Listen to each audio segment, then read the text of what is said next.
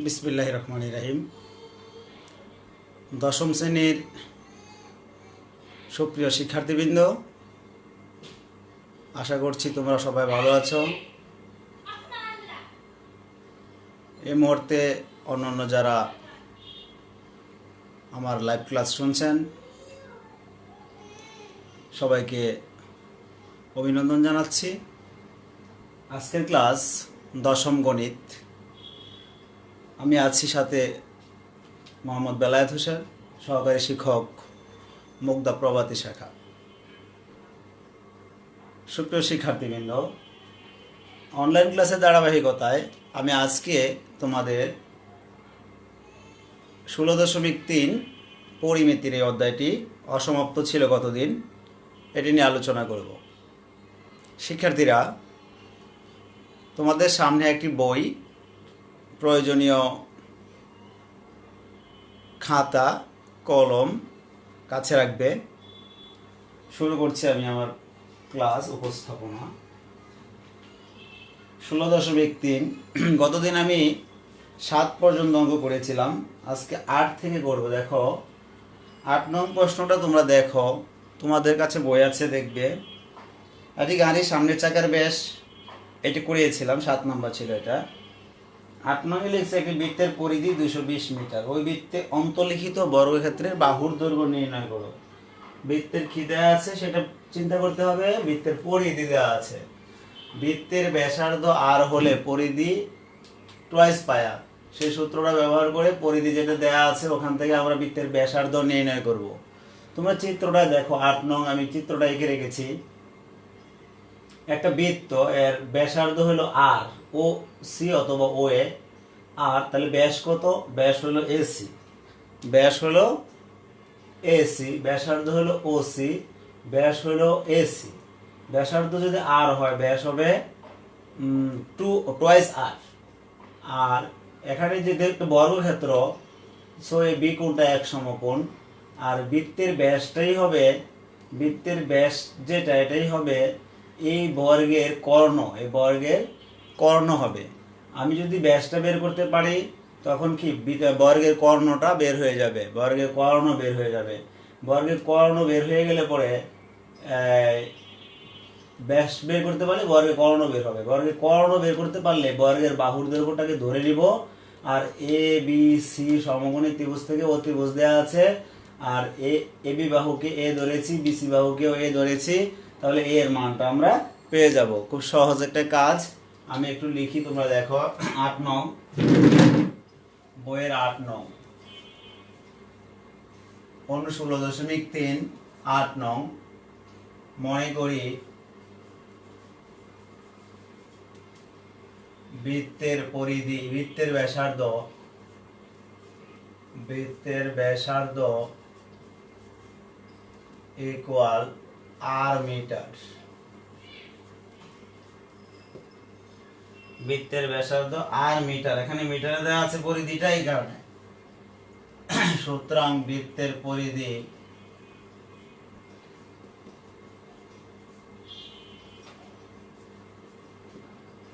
Twice pi আর metre. প্রশ্ন মতে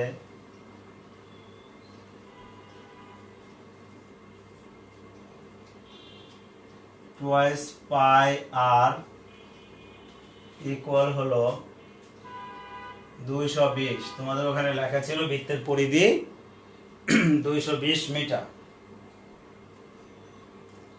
এখান থেকে আমি আর এর মান পেয়ে যাব, আর এর মান পাবো, বা আর ইকুয়াল 220 বা টুয়াইস পাই ইকুয়াল, ভাগ করে দেখো, টুয়াইস পাই মানে হলো পায়ের মান 3.1416, 220 কে টুয়াইস পাই দিয়ে ভাগ করলে পাওয়া যাবে 35.014। সুতরাং বৃত্তের ব্যাসার্ধ, ক্যালকুলেটর দিয়ে ভাগ করো, ভাগ করলে এটা পেয়ে যাবো তোমরা। টুয়াইস পাইয়ের মান 3.1416 বসিয়ে দিয়ে ভাগ করলে এটা চলে আসবে। সুতরাং বৃত্তের ব্যাসার্ধ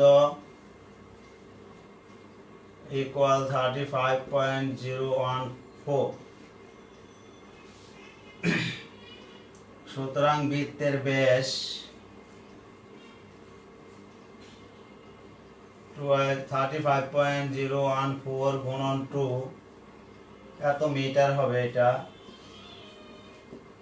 এত মিটার 70.028 মিটার।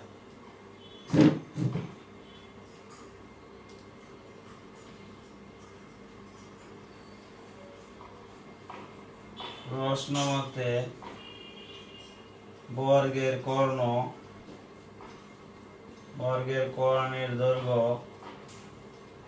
কর্ণের দৈর্ঘ্য যেটা বলেছিলাম আমি সেটাই করছি।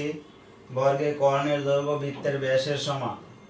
কর্ণের দৈর্ঘ্য 70.028 মিটার। তারপরে লিখব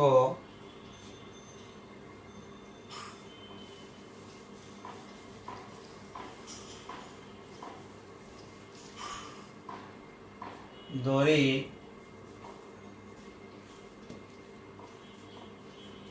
বর্গের এক বাহুর দৈর্ঘ্য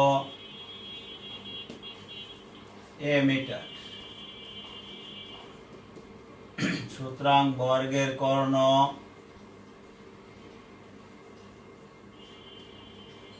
√2 into a মিটার। প্রশ্ন মতে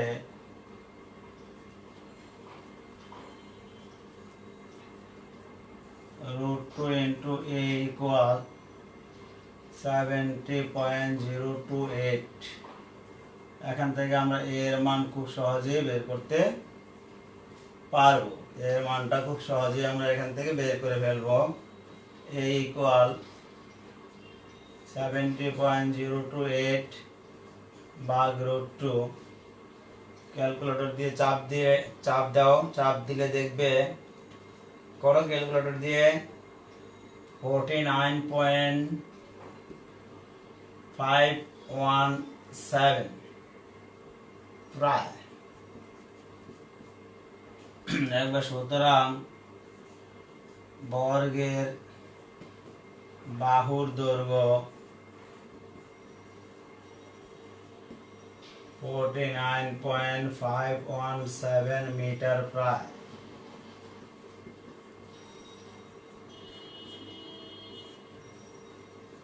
এটা ছিল তোমাদের 8 নং প্রশ্ন। 8 নং প্রশ্নের উত্তর এটা আমি যা করলাম। বৃত্তে অন্তলিখিত বর্গ ছিল এটা। বৃত্তে অন্তলিখিত বর্গ এই কারণে হলো বর্গের কর্ণ বৃত্তের ব্যাসের সমান হবে। বৃত্তের অন্তলিখিত বর্গ এই কারণে বর্গের যেটা কর্ণ এটা বৃত্তের ব্যাসের সমান হবে। 8 নং এর পরে আমাদের আরেকটা অঙ্ক আছে 9 নং।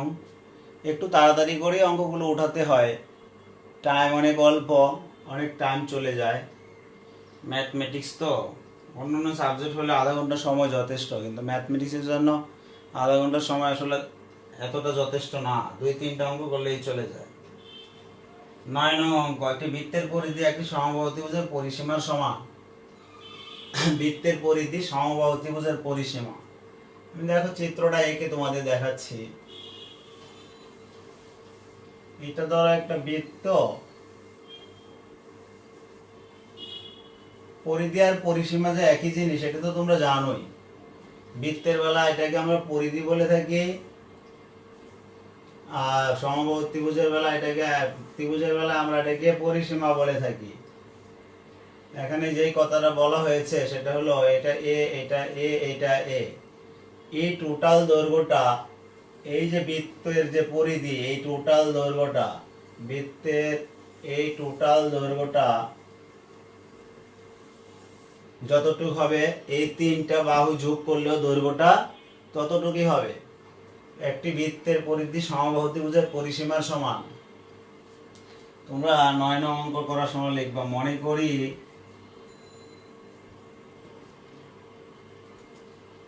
বৃত্তের ব্যাসার্ধ আর একক, এখানে কোনো একক বলা নাই তো, সেন্টিমিটার মিটার কিছু বলা নাই, এবং সমবাহু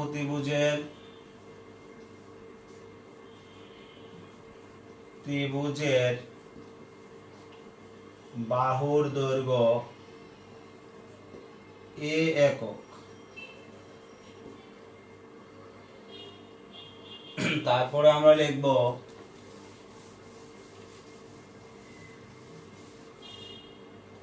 সুতরাং বৃত্তের পরিধি, এখানে বলছিল বৃত্তের পরিধি সমবাহু ত্রিভুজের পরিসীমার সমান, এই কারণে আমি বৃত্তের পরিধি বের করছি, সমবাহু ত্রিভুজের পরিসীমাটাও বের করব। বৃত্তের পরিধি টুয়াইস পাই আর মিটার,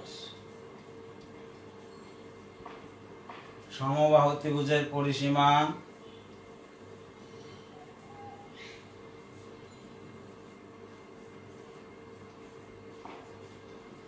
ত্রিভুজের পরিসীমা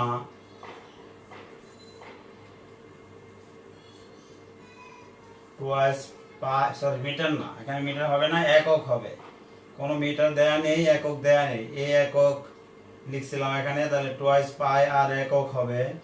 পরিসীমা টুয়াইস সমবাহু ত্রিভুজের পরিসীমা, সমবাহু ত্রিভুজের এক বাহুর দৈর্ঘ্য এ হইলে পরিসীমা হয় থাইস এ, এত একক। তারপরে সমবাহু ত্রিভুজের পরিসীমা আর হলো তোমার বৃত্তের পরিধি সমান, প্রশ্ন মতে টুয়াইস পাই আর ইকুয়াল থাইস এ। এখান থেকে আমি একটা এ এর মান বের করে রাখতে পারি অথবা আর এর মান বের করে রাখতে পারি, যে কোনো একটাকে বের করে রাখলেই হয়ে যাবে। এ এর মান হবে টুয়াইস পাই আর ভাগ 3। আচ্ছা, প্রশ্নে বলছে এদের ক্ষেত্রফলের অনুপাত নির্ণয় করো, এদের ক্ষেত্রফলের অনুপাত নির্ণয় করো। কাদের ক্ষেত্রফল? বৃত্তের ক্ষেত্রফল। প্রথম কথাটা ছিল বৃত্তের পরিধি সমবাহু, এদের ক্ষেত্রফল, তার বৃত্ত এবং সমবাহু ত্রিভুজ। বৃত্তের ক্ষেত্রফল, বৃত্তের ক্ষেত্রফলের সূত্র আমরা সবাই জানি, পাই আর স্কয়ার বর্গ একক। সমবাহু ত্রিভুজের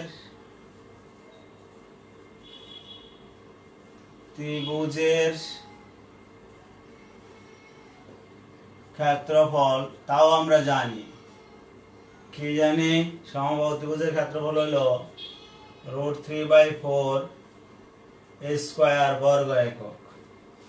আমি একটা এর মান বের করে রেখেছিলাম, সেটা এখানে বসিয়ে দিলেও তোমরা পারো। অনেকের মনে মনে প্রশ্ন হতে পারে যে আমাদের এখানে চিত্র আঁকানো কি প্রয়োজন আছে? না, প্রয়োজন নাই, চিত্র আঁকানোর প্রয়োজন নাই। এখানে √3/4 এর মানটা আমরা বসিয়ে দেই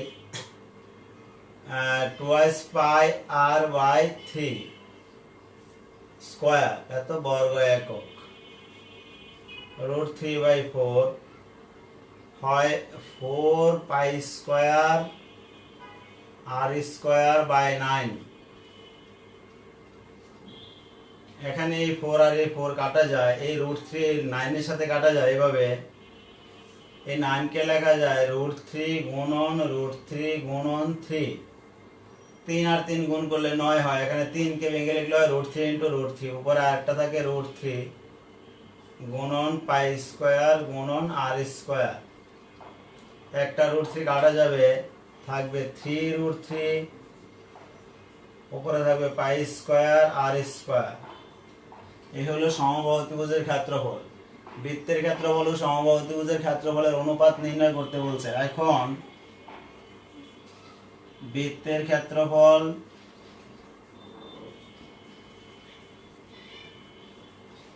অনুপাত সমবাহু ত্রিভুজের ক্ষেত্রফল।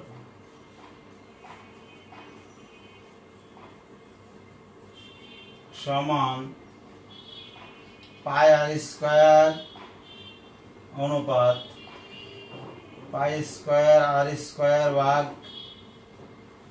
3√3। এই আর স্কয়ার আর এই আর স্কয়ার বাদ যায়, অনুপাতের এটা উপরে এটা নিচে, অনুপাতের এটা পূর্ব রাশি এটা উত্তর রাশি, পূর্ব রাশিটা উপরে থাকে উত্তর রাশিটা নিচে থাকে, এই কারণে এটা কাটা যায়, থাকে পাই অনুপাত সরি আরেকটা পাই এখান থেকে আর এখান থেকে কাটা যায়, তাহলে এখানে একটা 1 থাকে, এখানে থাকে পাই বাই 3√3। এখানে পাই আর স্কয়ার বাদ দিয়েছি উপর থেকে, এখন এইটা অনুপাত এটাকে যদি তুমি একটা 3√3 দিয়ে গুণ করে দাও এটাকে আর এটাকে, তাহলে এখানে হয় 3√3 আর এখানে হয় অনুপাত পাই, 3√3 অনুপাত পাই। এটা হলো তোমার বৃত্তের ক্ষেত্রফল ও সমবাহু ত্রিভুজের ক্ষেত্রফলের অনুপাত, 3√3 ভাগ অনুপাত পাই, এটাই হলো তোমার অ্যান্সার। বৃত্তের ক্ষেত্রফল ও সমবাহু ত্রিভুজের ক্ষেত্রফলের অনুপাত। যাই হোক, আমরা অঙ্ক করে ফেলেছি। 10 নম্বর প্রশ্নে তোমরা দেখো, বইটা হাতে নিলেই দেখতে পাবে কতগুলো চিত্র আছে। আমি চিত্রগুলো একটু বলে দেই, তোমরা খাতায় অথবা চিত্রের পাশে বইয়ের মধ্যেই শুধু এই অঙ্কগুলো বইয়ের মধ্যেই করে ফেলো, অথবা খাতায় একটু চিত্র 1 2 3 4টা, তো চিত্র 1 চিত্র 2 এভাবে লিখে লিখে ক্ষেত্রফলগুলো বের করতে বলছে।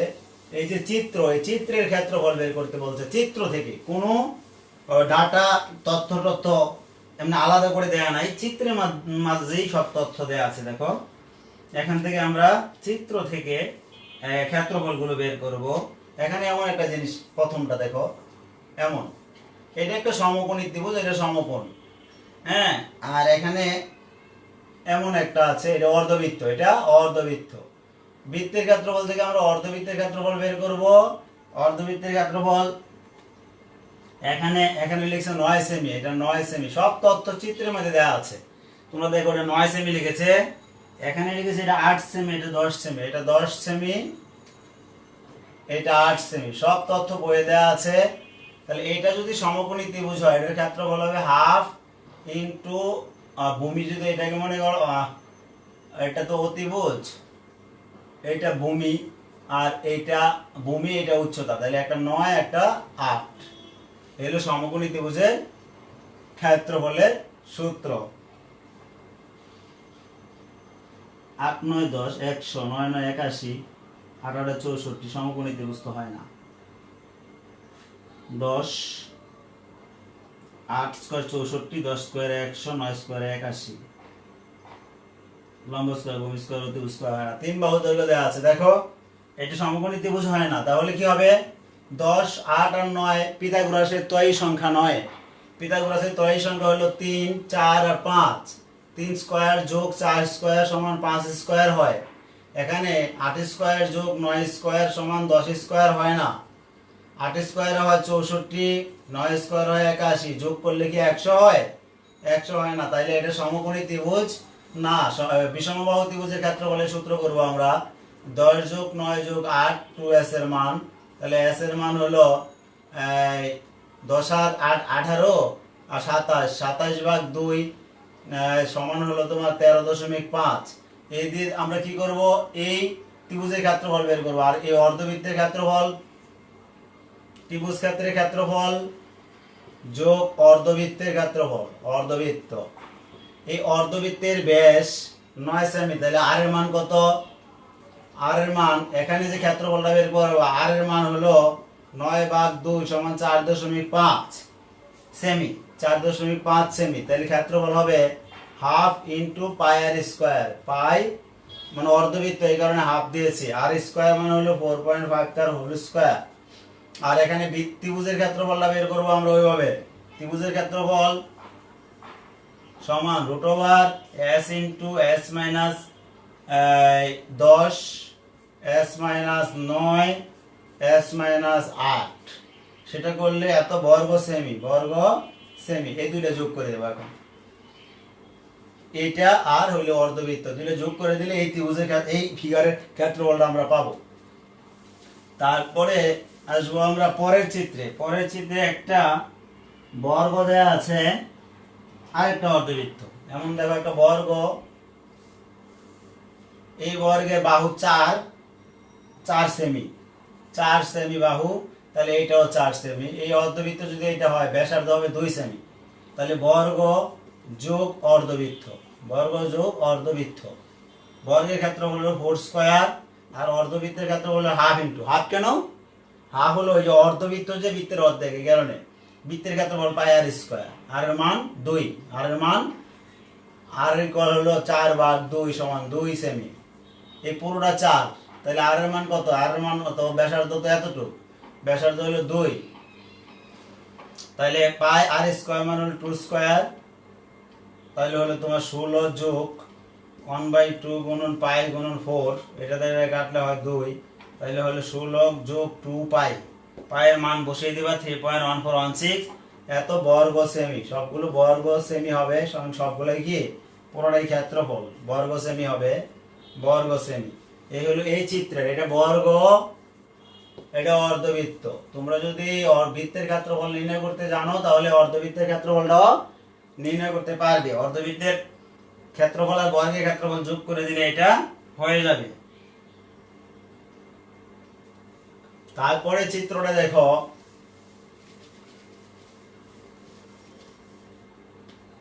এইটা আয়তাকার একটা ক্ষেত্র, এটা 10, এটা 12, এটা 10, এটা 12 বলছে এরা। আর একটা এই অর্ধবৃত্ত আঁকা আছে এখানে, এটা যদি 12 হয় তাহলে ব্যাসার্ধটা কত? এই পুরোটা হলো তোমার 12, তাহলে এখান থেকে নিয়ে এইটুকু কত? 6, তাহলে ব্যাসার্ধ 6 হলে তোমাকে এই অংশটার ক্ষেত্রফল বের করতে বলছে। গাঢ় অংশ যেটা, এই গাঢ় অংশের ক্ষেত্রফল। প্রথমে আয়তাকার ক্ষেত্রের ক্ষেত্রফল 12 গুণন 10 সমান 120 কিসে দেওয়া আছে? সেন্টিমিটার, বর্গ সেন্টিমিটার। এটা হলো আয়তাকার অংশের পুরোটার ক্ষেত্রফল। এটা থেকে এই সাদা অংশটা বাদ দিতে হবে। সাদা অংশ কি? অর্ধবৃত্ত, মাইনাস করতে হবে এটা থেকে অর্ধবৃত্ত। অর্ধবৃত্ত কত? আগে যোগ করতাম, এখন বিয়োগ করতে হবে। 120 থেকে 12 গুণন 10 মাইনাস হাফ ইন্টু পাই আর স্কোয়ার, আর কত? 6 স্কোয়ার, এত বর্গ সেমি হইল তোমার এই যে ঢাকা অংশটার ক্ষেত্রফল। ঢাকা অংশ যেটা আছে কালো করা, এই অংশটার ক্ষেত্রফল। তাহলে হইলো 120 মাইনাস 6 6 36 18 পাই। এই হলো তোমার 36 কে 2 দিয়ে ভাগ করে দিয়েছি, 18 হয়েছে 18 পাই। 120 থেকে 18 পাই মাইনাস করে দিলে যেটা থাকবে তোমরা ক্যালকুলেটরে সরাসরি ওই কাজটা করতে পারবে। এটা হলো তোমার এই অংশটার ক্ষেত্রফল। যে অংশটা ঘাড়ো আছে সেইটার ক্ষেত্রফল তোমাকে বের করতে বলেছে। পরেরটা হলো একটা বর্গ, পরেরটা হলো একটা বর্গ। এই বর্গে একটা বৃত্ত অন্তলিখিত করা হয়েছে, অন্তলিখিত করা হয়েছে বর্গের মধ্যে বৃত্তটাকে।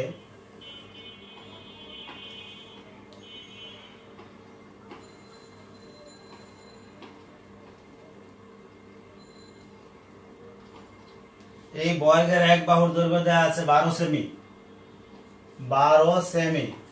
বর্গের ক্ষেত্রফল, ক্ষেত্রফল হলো 12 স্কয়ার বর্গ সেমি সমান 144 বর্গ সেমি। এটা বর্গের ক্ষেত্রফল। এখন আমাদের যে গাঢ় অংশটার ক্ষেত্রফল বের করতে বলেছে, কালো অংশটা, এই বর্গের ক্ষেত্রফল হতে হতে তাহলে আমাদের কি করতে হবে? এই বৃত্তের ক্ষেত্রফলটা মাইনাস করে দিতে হবে। বর্গের বাহুর দৈর্ঘ্য দেওয়া আছে, বর্গের কর্ণ বের করব আমরা, কারণ কর্ণটা হবে এই কর্ণটা হবে বর্গের কর্ণ, এইটা বাহুর দৈর্ঘ্যের সমান হবে ব্যাস। দেখো এইটা যদি বর্গ হয়, এটা যদি বর্গ হয়, এটা এক বাহু হবে তোমার বর্গের বাহু, আর বর্গের বাহুর দৈর্ঘ্য সমান বৃত্তের ব্যাস, সুতরাং বৃত্তের ব্যাস, সুতরাং ব্যাস 12 সেমি, সুতরাং ব্যাসার্ধ 12/2 সমান 6 সেমি, সুতরাং ক্ষেত্রফল পাই ইন্টু 6 স্কয়ার বর্গ সেমি।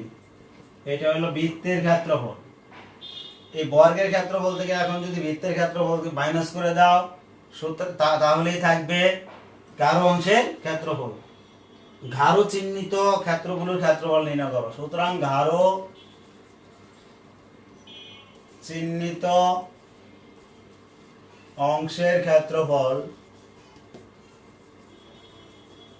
প্রথমে এই বর্গের ক্ষেত্রফল বের করেছি টোটালটা, তারপরে বৃত্তের ক্ষেত্রফলটা বের করে মাইনাস করে দিলেই গাঢ় চিহ্নিত 144 মাইনাস এই যে 144 বর্গের ক্ষেত্রফল এইটা, এটাকে এখন মাইনাস করে দিব এই যে 36 পাই এত বর্গ সেমি, 36 পাই এত বর্গ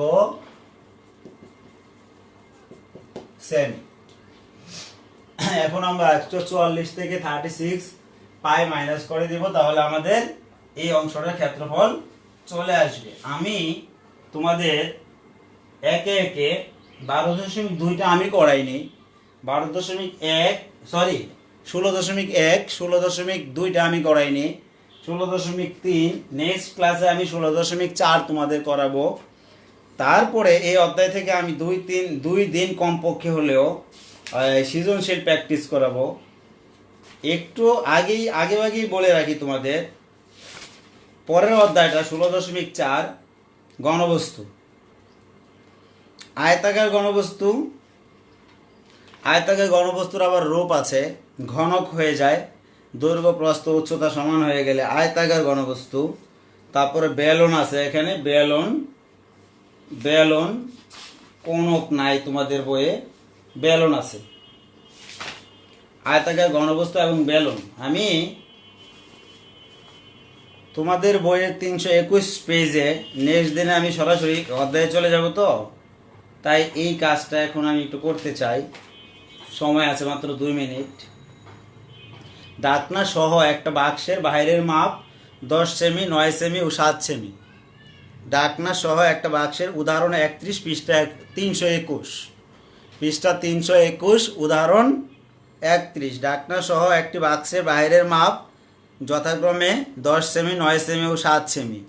বাক্সটি ভিতরের সমগ্র পৃষ্ঠের ক্ষেত্রফল, ভিতরের পৃষ্ঠের ক্ষেত্রফল দেওয়া আছে, মাপ দেওয়া আছে বাইরের। তাহলে একটা কাঠের পুরুত্ব থাকবে, এখানে বাক্সের একটা পুরুত্ব থাকবে। বাক্সটা যদি কাঠ দিয়ে বানানো হয় কাঠের পুরুত্ব, যদি অন্য কিছু দিয়ে বানানো হয় সেটা পুরুত্ব থাকবে। বাক্সটির আয়তন নির্ণয় করো। দৈর্ঘ্য প্রস্থ আর উচ্চতা দেওয়া থাকলে আমরা আয়তন খুব সহজেই বের করতে পারি। তোমাদের এখানেও করা আছে, দেখে নিবে। 3টা গুণ করে দিলে আয়তন হয়ে যায়। তারপর দেয়ালের পুরুত্ব নির্ণয় করো। তোমরা দেয়ালের পুরুত্বটা ধরে নিবা। বাক্সটির দেয়ালের পুরুত্ব যদি ধরে নাও 1 সেমি, তাহলে যেটা হবে সেটা হলো ভিতরের দিকের মাপটা হবে 10 সেমি ছিল দৈর্ঘ্য, এটা থেকে মাইনাস হবে 2x সেমি, কারণ বাক্স নিচের দিকেও পুরুত্ব আছে, উপরের দিকেও পুরুত্ব আছে, দুই দিক থেকে x করে বাদ যাবে। এটা দৈর্ঘ্য হয়ে যাবে ভিতরের দিকে, ভিতরের দৈর্ঘ্য এত সেমি।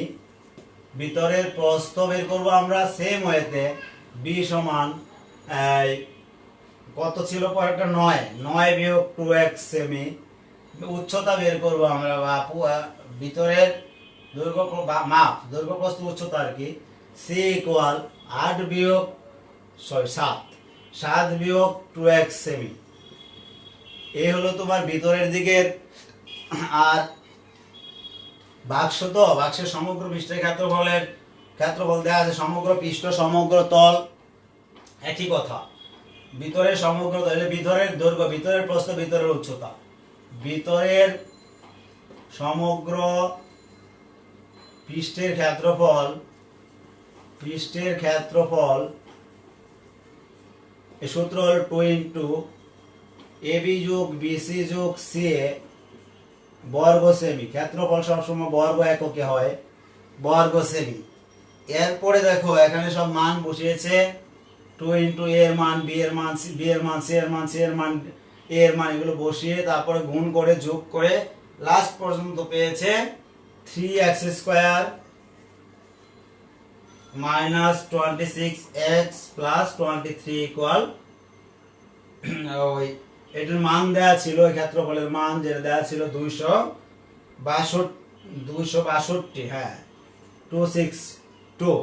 এখান থেকে পরে এদিকে পেয়েছি আমরা 0, এটার মান পেয়েছি আমরা 0। এটাকে মিডল টার্ম করে আমরা x এর মান এখান থেকে পেয়ে গেছি, সেইটাই হলো x এর মান আমরা পেয়েছি।